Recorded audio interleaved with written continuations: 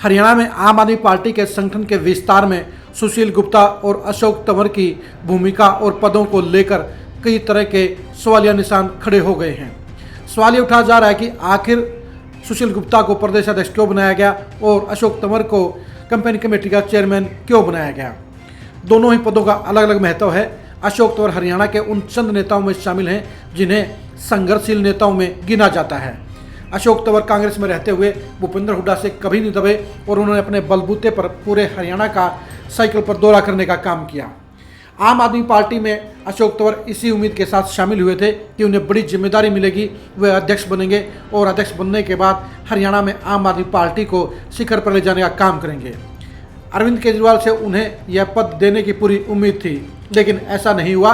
प्रदेश अध्यक्ष सुशील गुप्ता को दे दिया गया और उन्हें कंपेनी कमेटी का चेयरमैन बना दिया गया। आखिर क्या वजह है कि अशोक तंवर को प्रदेश अध्यक्ष नहीं बनाया गया। ये सच्चाई है कि हरियाणा की पॉलिटिक्स के अंदर कंपेनी कमेटी के चेयरमैन की कोई भूमिका नहीं होती है, सीएम पद पर कोई दावा नहीं होता है और लोगों के अंदर कोई बड़ा उसका रसूख नहीं होता है। हरियाणा में विपक्ष की पार्टियों में प्रदेश अध्यक्ष का पद ही सबसे अहम होता है और उसे ही सीएम पद का पहला दावेदार माना जाता है। इसलिए अशोक तंवर का प्रदेश अध्यक्ष की बजाय कंपेनी कमेटी का चेयरमैन बनाना अभी से सवालों के घेरों में आ गया है। सवाल ये उठ रहा है कि क्या अरविंद केजरीवाल ने अशोक तंवर को शिकार तो नहीं बना लिया है, क्या उन्हें बलि का बकरा तो नहीं बना लिया है। अशोक तंवर से संघर्ष कराकर आम आदमी पार्टी को खड़ा करवाने की एक मुहिम अरविंद केजरीवाल के फैसले के पीछे नजर आ रही है। अरविंद केजरीवाल अशोक तंवर को फील्ड में उतारकर अपने पार्टी का हरियाणा में संगठन मजबूत करना चाहते हैं और इसीलिए उन्हें कंपेनी कमेटी का चेयरमैन बनाया गया है। अभी हरियाणा में चुनाव लगभग 1.5 साल के बाद में है। पहले लोकसभा के चुनाव होंगे। लोकसभा के चुनाव में आम आदमी पार्टी के लिए कुछ भी अच्छा नज़र नहीं आता है। आम आदमी पार्टी विधानसभा चुनाव में फोकस रखकर ही उसी रणनीति के हिसाब से काम करेगी। आम आदमी पार्टी के प्रदेश अध्यक्ष बनाए गए सुशील गुप्ता अशोक तंवर की तुलना में कहीं नहीं ठहरते हैं, ना सीनियरिटी के हिसाब से, ना कामकाज के हिसाब से और ना वोट बैंक के हिसाब से। ऐसे में आखिर अशोक तंवर की बजाय सुशील गुप्ता को प्रदेश अध्यक्ष क्यों बनाया गया। सुशील गुप्ता का रसूख पैसों को लेकर बड़ा है, सुशील गुप्ता का रसूख मैनेजमेंट को लेकर ज़्यादा है, लेकिन सत्ता में आने के लिए फील्ड से जुड़े हुए नेता की जरूरत होती है, एक बड़े वोट बैंक का साथ लेकर चलने वाले नेता की जरूरत होती है। इस पैमाने पर अशोक तंवर खरा उतरते थे, लेकिन उनकी बजाय अरविंद केजरीवाल ने सुशील गुप्ता को प्रदेश अध्यक्ष बना दिया। सुशील गुप्ता को प्रदेश अध्यक्ष बनाए जाने के साथ ही यह नज़र आ रहा है कि अशोक तंवर को सिर्फ इस्तेमाल किया जाएगा। यानी अगर आम आदमी पार्टी किसी हालात में सत्ता में साझीदार बनी, सत्ता की दावेदार बनी, तो अशोक तंवर की बजाय सुशील गुप्ता ही पहले दावेदार होंगे। दिल्ली के दरबार में आम आदमी पार्टी की लॉबी में अशोक तंवर की बजाय सुशील गुप्ता की सेटिंग ज़्यादा है और इसी सेटिंग के बलबूते पर वे अशोक तंवर को पछाड़ कर प्रदेश अध्यक्ष बनने में सफल रहे। हरियाणा की पॉलिटिक्स में अशोक तंवर को इस्तेमाल करने का खेल शुरू हो गया है। उनको पहली जिम्मेदारी जींद में रोड शो के जरिए दी गई है।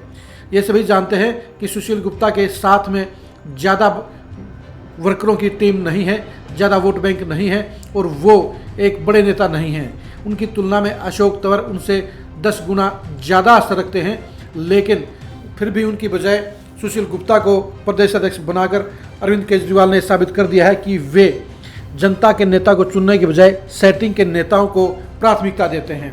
ऐसे में सवाल ये उठता है कि क्या अगले 1.5 साल अरविंद केजरीवाल अशोक तंवर का सिर्फ इस्तेमाल करने का काम करेंगे?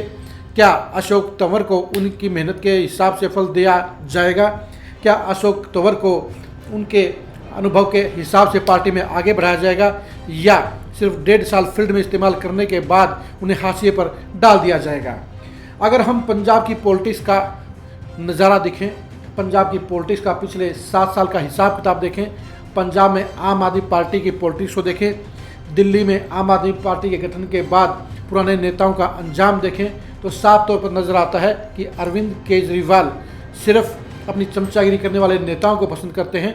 अरविंद केजरीवाल ने उन सभी नेताओं को हाशिए पर डाल दिया, उन सभी नेताओं को पार्टी से बाहर निकलने के लिए मजबूर कर दिया जो अपना खुद का स्टैंड रखते थे, जो अरविंद केजरीवाल से सवाल कर सकते थे, जो अरविंद केजरीवाल से बहस कर सकते थे।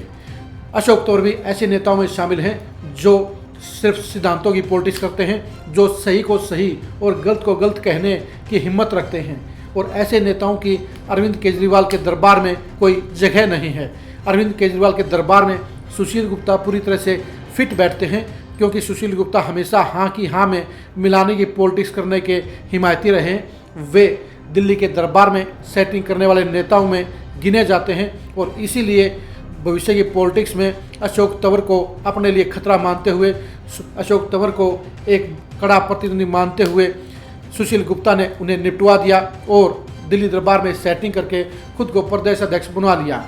अरविंद केजरीवाल ने भी अशोक तंवर की कदर नहीं की। अगर वो अशोक तंवर की महत्व समझते, अगर वो अशोक तंवर का भविष्य के हिसाब से एक जनता के तौर पर उभारने की सोच रखते, तो प्रदेशाध्यक्ष के तौर पर सुशील गुप्ता की जगह अशोक तंवर को प्रदेशाध्यक्ष बनाया जाता।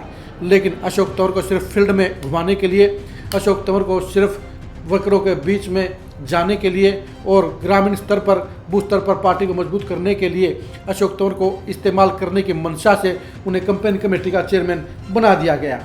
यानी अरविंद केजरीवाल ने बेहद शातिर चाल चलते हुए अशोक तंवर को समय से पहले ही निपटाने का पुख्ता इंतजाम कर दिया है।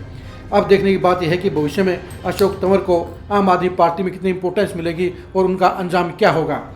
आम आदमी पार्टी की हरियाणा की सियासत को लेकर आप लगातार खरी खरी न्यूज़ के साथ जुड़े रहिए। नमस्कार।